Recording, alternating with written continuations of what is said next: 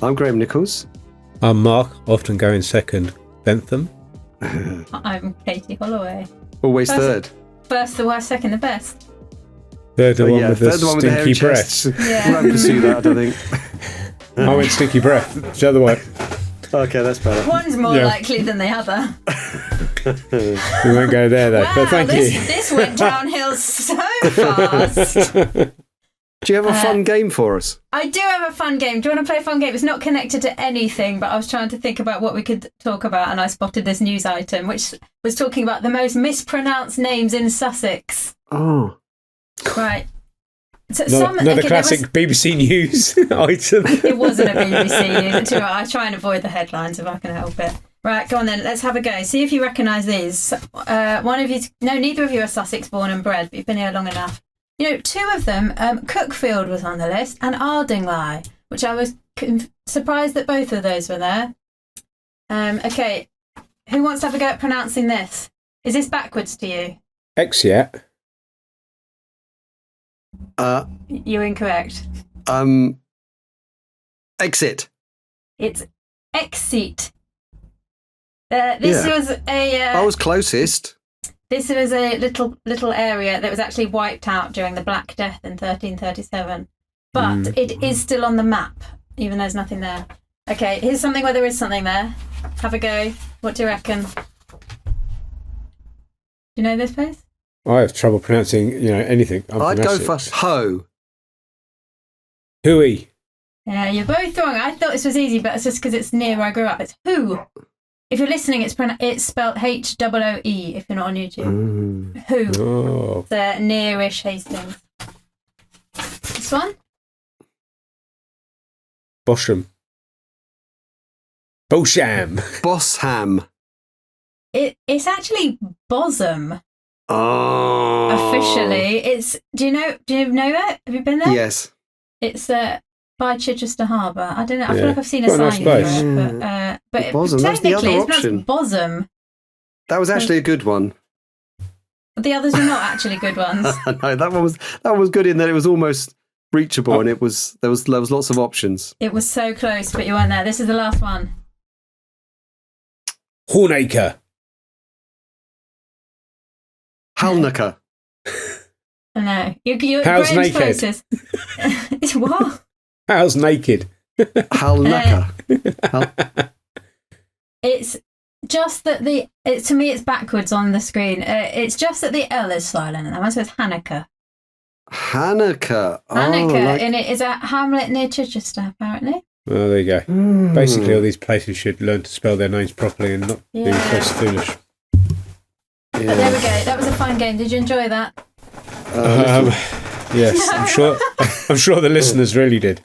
But now they've learnt some places in Sussex. So. I should have spelt them out. Well, if you're listening on Spotify or whatnot, maybe you should go on YouTube and experience the full experience.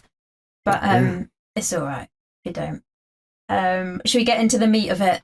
I probably could think of a segue into this, but I'm just going to launch into it. We're talking about the Sabbath, the fourth commandment today. So the Sabbath.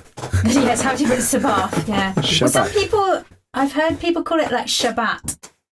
Because of the Hebrew word. Yeah, I think it's in Hebrew, but I feel like that's a bit pretentious. But that's okay. If they want to Shabbat, they are welcome to. Let me read what the fourth commandment is, and we shall go into it. It is, I think it's the longest one in terms of writing in my Bible. It says, "Remember the Sabbath day by keeping it holy. 6 days you shall labour and do all your work, but the seventh day is a Sabbath to the Lord your God.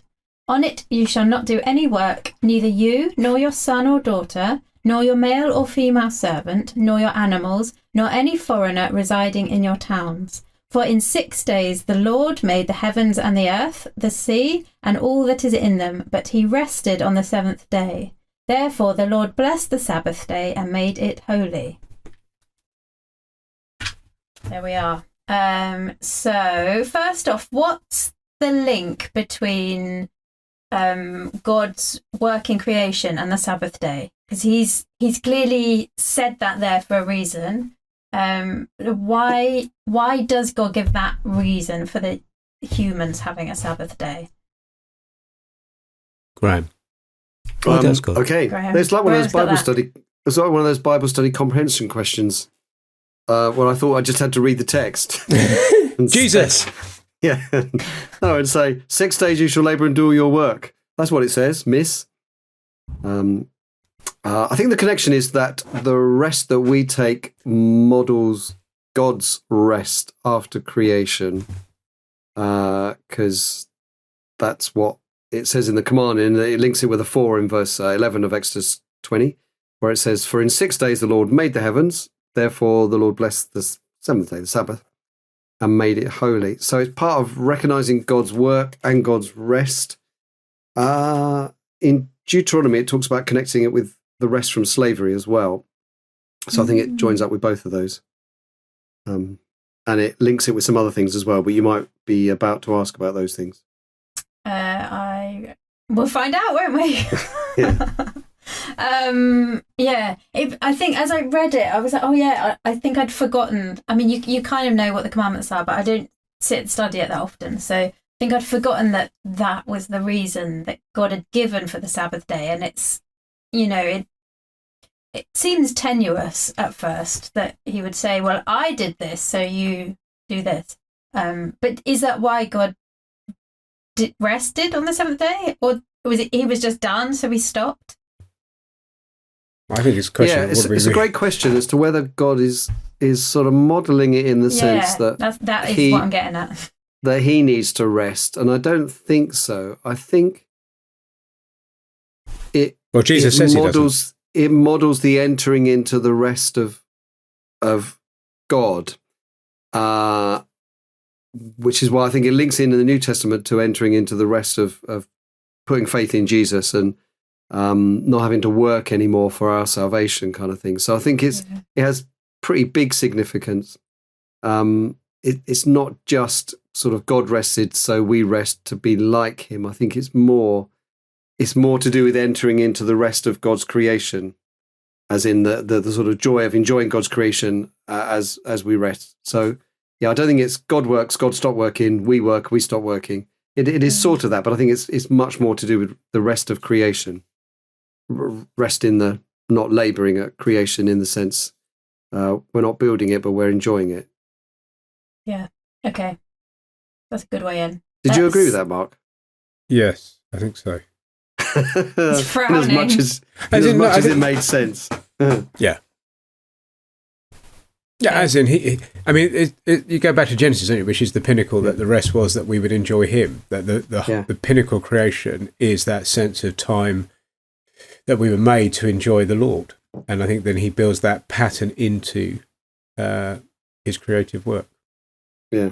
But the problem with just saying God rested, it kind of implies that he was, if say we constitutionally have a need for rest, that would suggest God constitutionally has a need for rest, which I don't think is reasonable or justified. Well, no, it can't be, can it? He definitely doesn't rest, does he?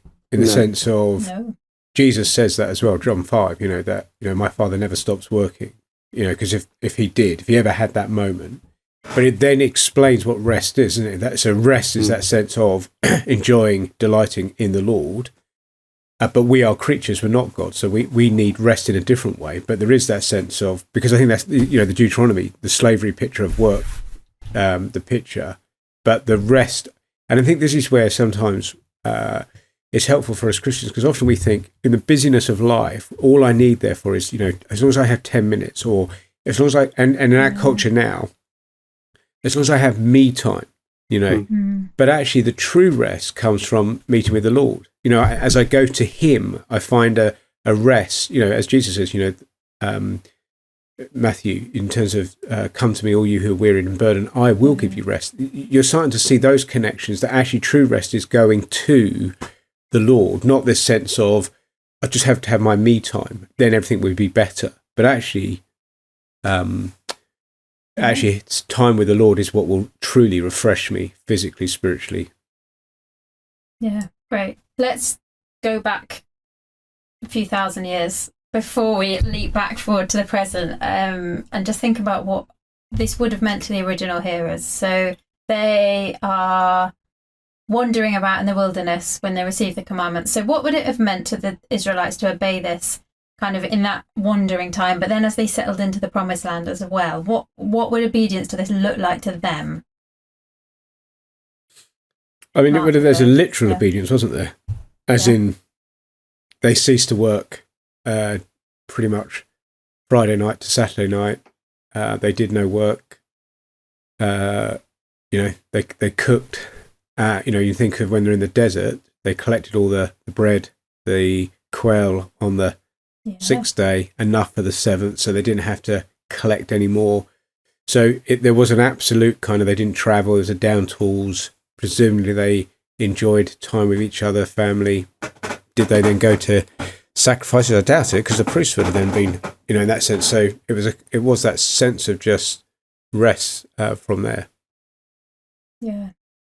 Yeah, which would have been quite hard, I think, to do. Like, especially like in this day and age, I don't need to prepare my bread every morning. I've got a loaf of it in the freezer. But like for them to, with the collecting of the manna, to trust that that though they weren't going to collect it the next day, that they would have enough, it wasn't going to spoil, like that. But then just to rest, to not go out and do the manual labour that they had to do daily, because they haven't got, fridges. You had to collect enough wood. You had to collect enough wood. So your fire was burning. You couldn't start the fire. Yeah. We didn't start the fire. It was always burning. But, It's a Billy Joel reference. I was like, what? Why? You were looking like I was meant to react, and I don't know. I was hoping Graham would get there. Yeah. Thanks for that. The same generation, clearly. That's what I keep telling you. Yeah. Okay. Moving on. Sure. Let's talk about Jesus. He's always good. Yeah, I think it would have meant a lot to them, as you said. And I think it is a matter of trust. I think it would have been significant to them to say, I'm going to do the work part of collecting whatever I need to collect to cover the 2 days, but also I'm going to trust God for security, trust God for security of my crops and everything else. And, that I'm sure they didn't have British weather, but that kind of sense that every day is important in agriculture. Yeah. And it could rain the next day and it could spoil it all. And so, missing out a day is very significant in a sort of an agricultural period where harvests are relatively short. Yeah. I think it would have been very significant to them. I think it also would have been significant in the sense that they had opportunity to stop for worship. So lots of the assembling, the gatherings were on the Sabbath. Yeah. And so it made them remember their freedom from slavery. It made them remember their dependence on God. And it literally gave them time, because one would imagine that they didn't have like a fixed working hours when they were working the land or whatever they were doing. It was a significant amount of time you suddenly redeem or have free on a Sunday, on the Sabbath, sorry. Yes, certainly not a Sunday for them. Not a Sunday. Freudian slip. Yeah. But what did Jesus have to say about the Sabbath? He mentions it a few times. I'm thinking about Matthew 12, especially, where he's accused of doing what is unlawful on the Sabbath day. How did he talk about it? Well, it is interesting, because in one sense, he doesn't reaffirm it as a command in the same way he does the others. Yeah. And he does speak of how, he is the Lord of the Sabbath, implying, therefore, which I think connects with what else is in terms of rest comes through him. So I think you're suddenly seeing something different, and even, that it's for the benefit of us. Whereas by that stage, it had become such a legalistic, unbelievable what you couldn't do, not do, rules upon rules. So there's a freedom where he's kind of, I think, establishing it much more in the sense of not a legalistic command, but a sense of finding true rest in him as the Lord of the Sabbath, in the sense of the Sabbath is a picture of the rest, the completeness of enjoying and delighting in the Lord. Yeah. Does that link as well to the fact, I just am making this connection now, the fact that his disciples don't fast because he's with them? Is that a similar kind of thing? Like they're not Sabbathing in the same way because he's with them and he's the one it all points to? At that point, and in Mark's gospel, that those points are much more tied together. So, it's not my original thought. So you get the kind of whole idea of the new wineskins and old wineskins. That's why he's fasting, and then you get the picture of him declaring he is the Lord of the Sabbath when he heals the shriveled man. So, the man with the shriveled arm, not shriveled man. The man with the shriveled man. The man with the shriveled arm is better than a shriveled man. But yeah. So I think those connections. But I think he's making a bigger point at that than, because fasting, we wouldn't say you should never fast, but at that particular point, they shouldn't be fasting because the one who fulfills it all is before them. There will be a time for fasting. But he also then gives a picture of how he's explaining and pointing forward to the Lord and that greater fulfillment and completion in it. Yeah, right. So I'm wondering how Jesus speaks about the Sabbath, if that helps us to work out what the principle is at the heart of that commandment. That does it? Graham, your turn. I think, there's a bit of hesitation because it is quite a complex answer that Jesus gives. Simple on one level in that he's the one who's Lord of the Sabbath. He's the one, in the sense that the Sabbath points towards. He's also the one who is the Lord to interpret the Sabbath. And his interpretation that is that a strict interpretation is not the point. It's more to do with what the heart of it is. The slightly tricky bit, which Christians basically disagree on, is whether Jesus completely fulfills the Sabbath and makes it redundant, like he does with the sacrifices, or whether he may change and modify it, and modify its connection in that we're not going to stone people for breaking it, because the Old Testament judicial law doesn't apply, but that it still sort of carries on. And so, that's the bit that's harder to work out. He definitely defines what the heart of it is, and he definitely defines that he's the one who interprets it. And I think he is also saying something about him, in a sense, fulfilling it. But I would probably be on the camp of, but I think there's something there that needs to carry on, even though it may not be in the form that it was implemented in a society that was completely governed by God in its judicial system. Yeah. Okay. Let's tease Was that a complicated answer? Sorry. It is, but let's kind of go into it. How do we then apply this today? So some of it carries on in principle, but not. Because I was just thinking about, by Jesus's time, he was speaking to. But specifically here, he's speaking to the Pharisees, isn't he? And they had all these laws, they had this commandment to keep the Sabbath, but then they'd kind of fenced it in with all these other things so that they couldn't even get close to breaking it. Is that right? That they had all these extra laws, you can't even switch on a light, for instance, or they didn't have lights. Where have I got that from? No, that could be a modern day thing though. Yeah, maybe it is. Lamps. Yeah. Switching lamps. You couldn't light your lamp. Switch your lamp on. I feel like I've heard that a modern day Jew is not allowed to press the buttons in a lift, but I don't know where I've read or heard that. But I think that could be true. I think I've heard that. This kind of, so there was all these rules to make sure they're not going to accidentally do any work, and we today obviously are not doing that. I think that's right. I don't know, based on my gut and what I've heard taught, that we shouldn't have all those rules, but we still do want to obey the commandments. So, what could it look like for us to do this principle of Sabbathing? Yeah, just to say, I think there's two different threads you have to follow. I think there's the thread about where they were interpreting the Sabbath law as it was wrongly. Yeah. So that I don't think the intention of the idea of work to produce sort of goods is as comprehensive as the Pharisees had it to be. So you could say I want to keep the Sabbath law, but you could still switch on lights and, press lift buttons and I would say even cook a meal or something. But that's one thread. But then the other thread is, if it only carries on in essence, what's the essence of it? Which I think is a bit harder. And that's what my question is. So please tell me. Yeah, Mark knows the answer. Well, but I think like in lots of, in one sense, you then take a step back, don't you? And you say, okay, how do we interpret the law full stop?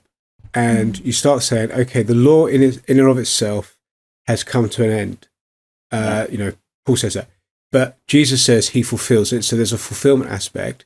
But Paul helpfully tells us in Romans 13 that it's fulfilled in love. Primarily, love God, love people.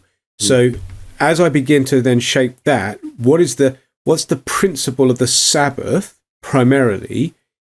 I take it that the big goal of it is there is a sense of, how do I love God in the midst of it? So the priority of the Sabbath, it wasn't that I just rested and did no work, but actually the priority of the Sabbath was that it gave me space to be able to enjoy and delight the Lord. So what would it look like to love God and to prioritize him within that means? Therefore, I think you then start to say, okay, the principle is, my priority is loving God. Therefore, in our Western culture at this time, Sundays are those times where the church gathers. Therefore, my priority as one who is seeking to love God is going to be, therefore, to prioritize worship of him, time out from him.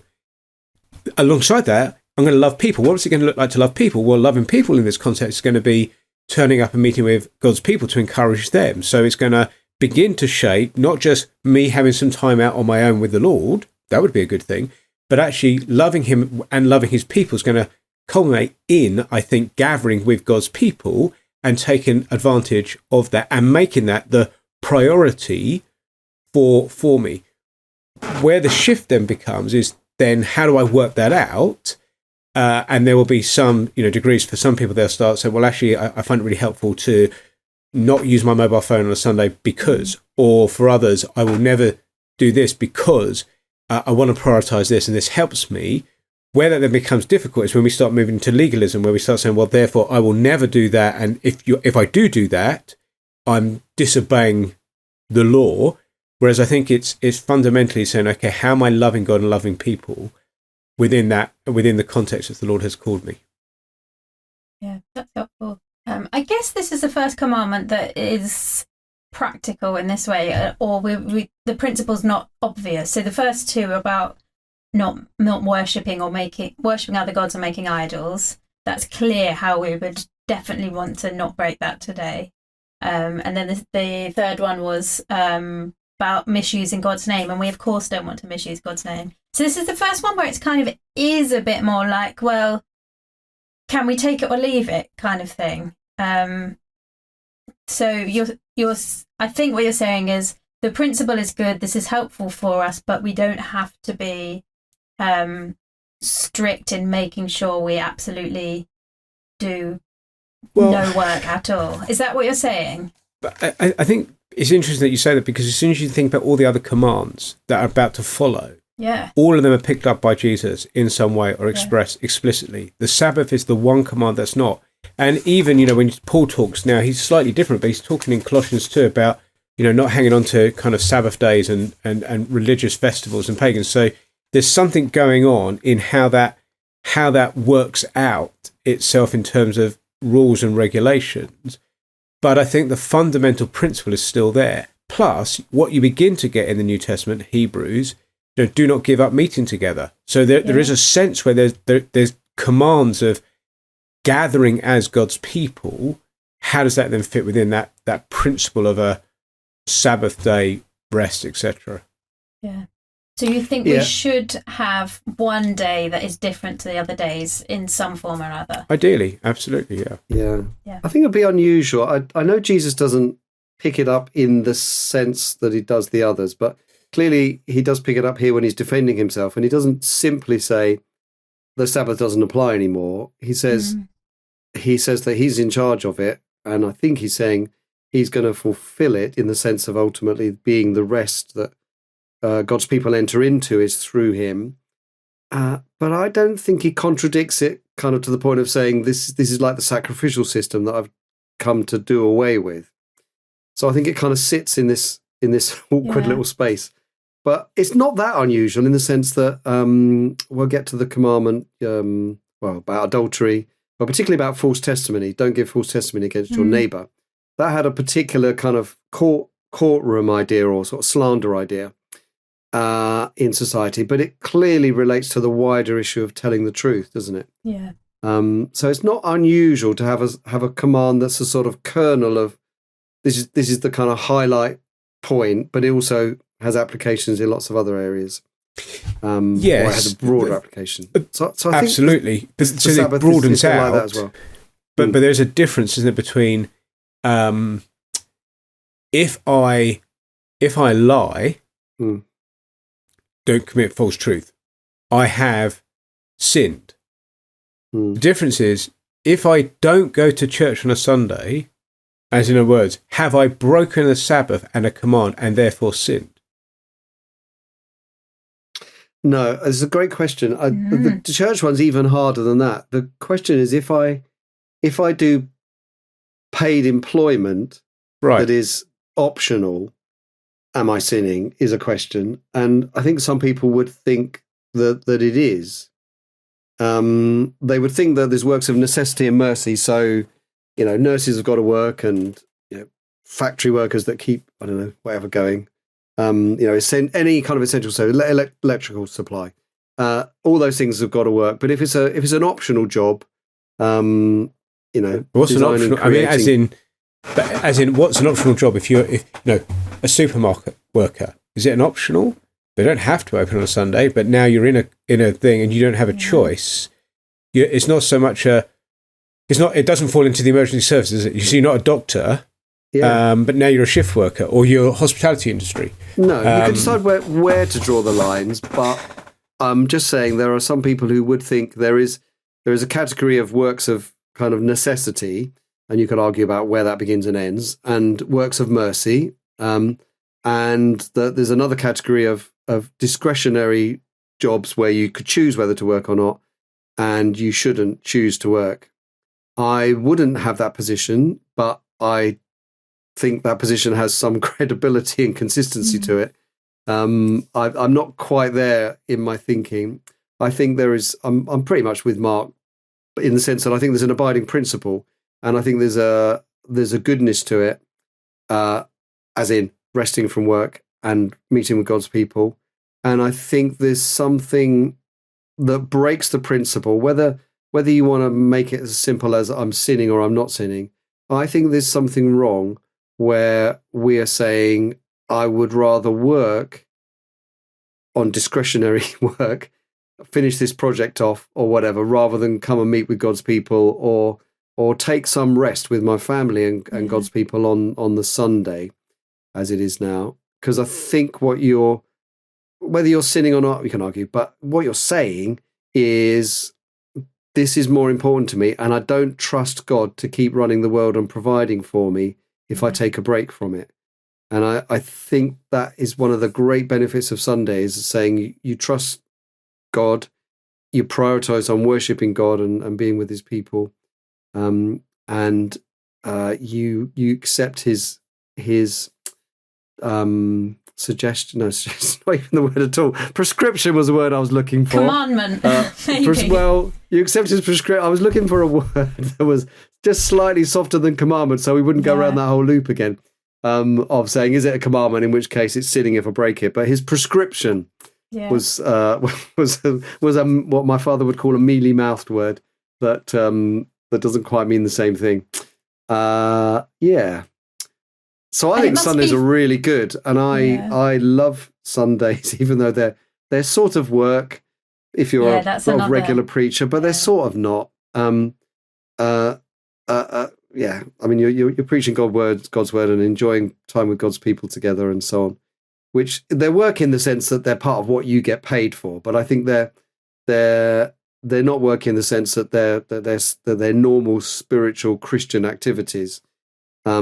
Which you can enter into, and even as you're preaching, you're entering into the rest of God and trusting in God, and enjoying the company of God's people and being immersed in His Word and so forth. So they're not work. Go on. Does your Sabbath day have to be a Sunday today in the West? You made the question a bit more conditioned now. In the West, the problem isn't it? That's when we have church. So does that mean it has to be? That's when the reality, we have isn't Sabbath? It? Yeah. And most people, in fairness, probably will have the Saturday off as well. Very few people work 6 days, and therefore their only day is one day off, which is the Sunday. Most people have Saturday where they're doing whatever they do. Well, if they have an officey type job. Sure. Or in a regular, or even outside of that, they'll have other days where they're not working, where that be clear, and still maybe able to get to church. But in one sense, this, using the Sabbath day as a term is inferring something, isn't it? But the day where the church gathers is Sunday. But there would be nothing that says you couldn't have church on a Saturday. If the whole of our church congregation said actually it was far better for us to gather on a Saturday evening, we'd gather on a Saturday evening because that's better for the church family. Yeah, that's helpful. I think you didn't ask, but just to say that the transition to the first day of the week seems to be when God's people met, and God's people meeting does seem to have a connection with God's people gathering in the Old Testament. So that's why we would prioritize Sunday as being the day. Of course, practically, if you can't do it Sunday, as Mark said, Saturday or any other day is good. But I think there is a significance in remembering Jesus rose from the dead. Probably when Jesus appears to John as well in the book of Revelation. So that I think there's good significance to doing it on a Sunday, and that seems to be church practice. But probably in countries like Iran, Iraq, the believers will gather on a Friday because that's the day when Muslims will all stop and worship. So culturally, they'll fit in on that day. And that's fine, isn't it? Absolutely. Yep. What about church workers then? So would you consider Sunday your day of rest, or do you have a separate... I've heard different people say different things on this, but I've heard some people as pastors or families who are working in the church say, actually, we take Saturday, or actually, some of them have said we take Friday night to Saturday night. So they take 24 hours from dinner time on the Friday through to the Saturday evening as their Sabbath, because Sunday very much is work and it's not relaxing for them, and it is, there is hard work, and they can't really rest on it, especially if there's more than one service. So they do that on the Saturday or even the Friday night. Is that a good principle for church workers of different kinds, maybe not necessarily just pastors, but then also, I guess, linked into that, like lots of Christians do quite a lot of work on a Sunday, like service. If you're setting up for kids groups and running kids groups and stuff like that can then feel quite worky. So should they then have a Saturday instead and consider Sunday a work day? What do you reckon about all that kind of stuff? I think it partly depends on your personality and your family situation and so forth. I think you make the point for me in a way that everyone's not everyone. Lots of people are working on the Sunday, in various aspects, and still enjoying it and benefiting it and setting it aside. So I think it's a matter of degree. It is work, but it is also great benefit, and degree in the sense that I think it depends quite how exhausting the Sunday is. And I respect people who have to take a Monday off to sort of compensate and to feel like they've really had a day off. I think me and Mark at the moment take Saturdays as pretty much off. So in a sense, we get one less weekend day than other people, but we recognise other people work. I just don't think it's worth getting sort of too hung up about it. But I think it's at the other end of the spectrum. I think it's wrong if pastors or church workers say we are so essential and we are so spiritual that we shouldn't take a rest at all. I'll always be available and I'll always be working. Yeah. I think there's a pride and arrogance in that, which is not helpful and it's not good for our bodies generally, bodies and minds. Because God did make us with bodies that need to rest. Like each night we Sabbath in a sense, in that we rest. We say, I'm submitting to you, God. You keep the world running. I'm going to sleep. Yeah, I just don't think. I think there's a definition of the commandment, but I think that whole kind of work rest thing, it all becomes very legalistic. If you say, "Am I working now? Am I not working now?" Yeah. We had 2 families for lunch yesterday from the church. So when did I exactly clock off? When they left, because it was all effort. Yeah. You know what I mean? That was such an effort. But they will never listen to this. It's in a sense part of the work. And you could say, well, that goes on, the whole day. And by that time, it was almost time for the prayer meeting of elders. And then we had the evening service. And then there was conversations after the evening service. So that was a good old sort of 8 to 10 hour day of work, sort of. But I wouldn't be that sort of legalistic about it. But there's clearly a difference between that day and the previous day when I was, banging my head against a brick wall somewhere, trying to help my son build some stuff, which was work, but it wasn't work in the same sense. It was pretty relaxing. There were moments of frustration, but it was a different kind of work. It wasn't labouring my brain. It wasn't taxing my sort of social skills or anything like that. So that was a sort of rest day, but it was still work. So I think we don't get hung up about it, but make sure you're taking breaks, I would say. And I think different settings, like the situation we're in a much bigger team ministry kind of thing. There are others who are doing, I know guys who are solo ministers, pastors, they do everything. So it feels very different. You're having to unlock, you're having to set up the chairs, you have to then lead the service, preach the service, pastor people, have someone for dinner. That's a very different ministry structure. Yeah. Which, will feel much more work-like. Yeah. So I think there is that. I think it's just different settings. And technically Graham and I contracted 6 days a week. That's now, but 40 hours. So, you're trying to work, within the kind of league. But I think the principle, isn't it, for guys is we're set aside for ministry. And in one sense, everything becomes ministry. When you bump into a church member in town, is that just, but you also probably end up having a conversation about church, or, even on your date. So in one sense, it's so blurred, and yet you're trying to create some boundaries because you're having to care for your family, your immediate family, just your own sense of well-being and health. But you can't get too kind of, because otherwise you end up in trouble. What happens on a Saturday so is your day off, but a crisis comes, you can begrudge it. Well, but actually just part of God's provision, the privilege of being able to serve. But you've got to have boundaries. You've got to have time off, which, Graham says, otherwise you kind of think you're the Messiah. Yeah. So having a clear day off is a good thing, because it says, actually, I'm not. I'm just like everyone else. I need a day. And that's hard to call Sunday that, because technically you are preaching, which is what you're set aside to do. You're leading services, having conversations about pastoral situations, life of church. You're not, you carry a different weight and responsibility, but that's okay. But that, in one sense is a joy. It's a privilege. Yeah, that's helpful.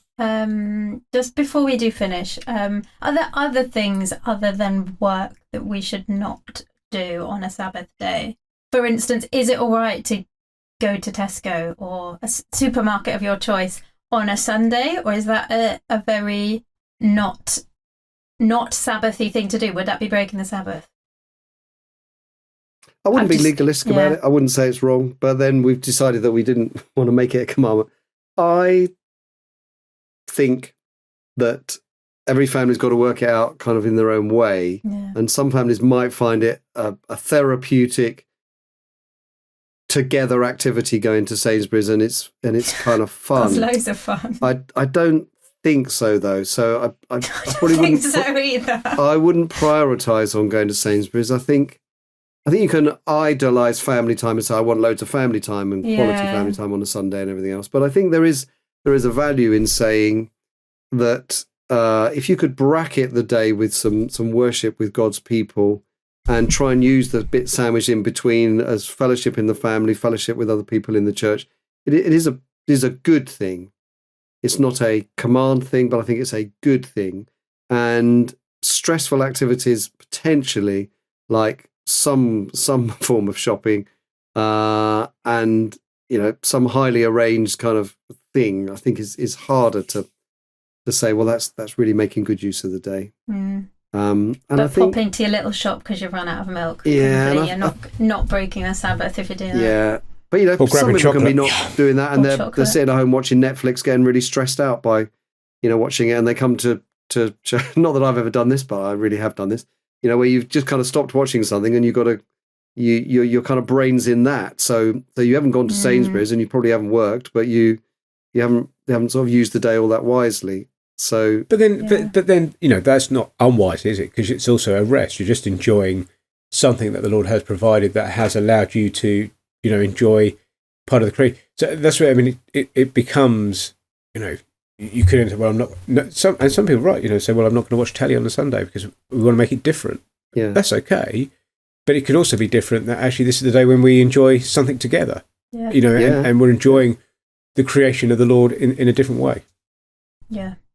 And how can we, because I'm thinking lots of different families and different individuals are going to just land in different places where some of them choose to pick up an extra shift on a Sunday, maybe.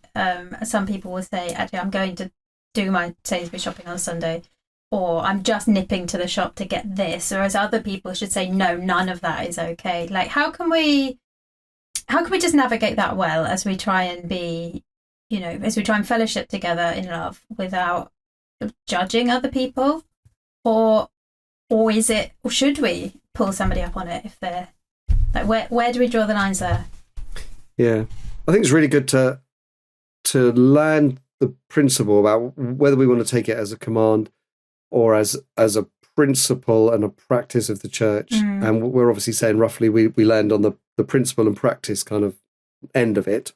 But I think having landed, I think we've all got to be open to people questioning our practice, but we've also got to be ready to respect people's different view on what their practice is. But I think it's, and I've had them, it's probably possible to have conversations with people where you land in different places and, you're still in really good fellowship with them. So you say, well, I prefer not to do this. And homework will be a good one. I've generally encouraged my children not to do homework on a Sunday when they were younger, and doing that, and said, God will look after you, and he did.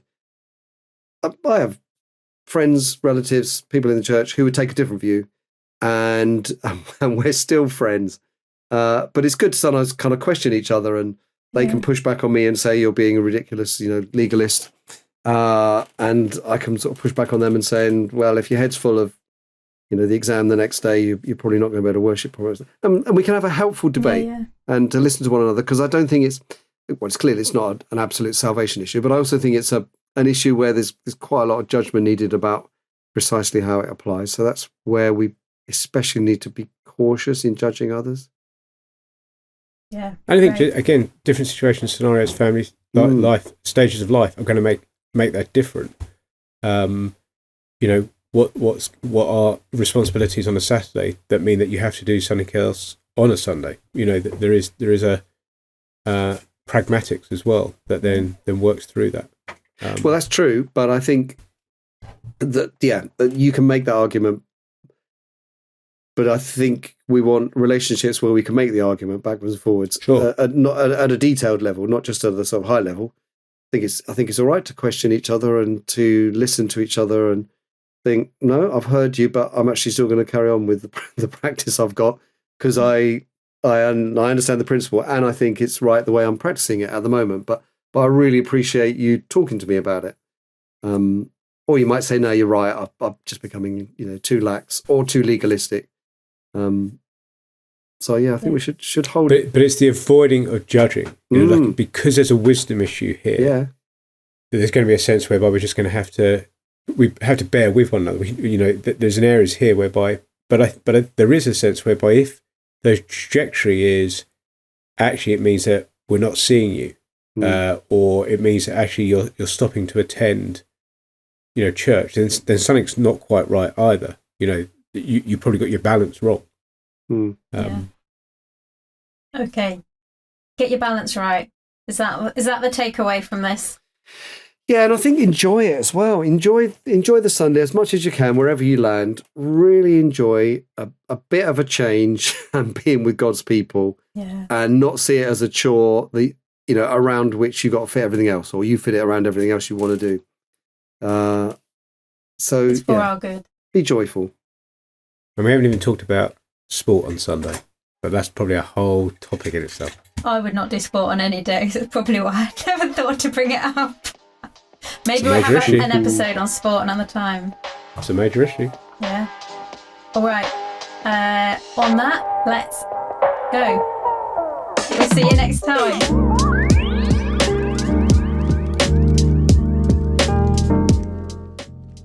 You've been listening to Ordinary, the podcast seeking to help ordinary Christians live for Christ in everyday life. Good that we did. If you found this helpful, please do share with a friend. Come and find us on social media. We'd love to have you join our conversations. You can find us on Twitter @OrdinaryCCHH, on Instagram @OfficialOrdinaryPodcast, and on YouTube @OrdPod. That's ORDPOD.